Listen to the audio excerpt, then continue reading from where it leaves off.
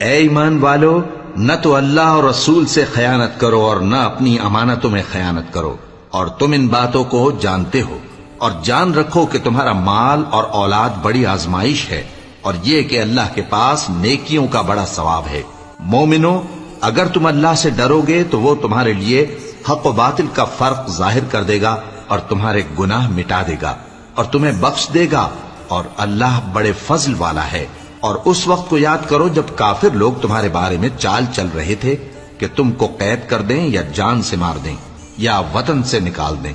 تو ادھر تو وہ چال چل رہے تھے اور ادھر اللہ تدبیر کر رہا تھا، اور اللہ بہترین تدبیر کرنے والا ہے۔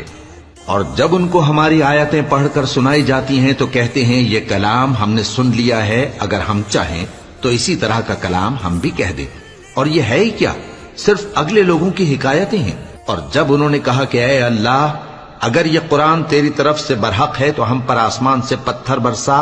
یا کوئی اور تکلیف دینے والا عذاب بھیج دے،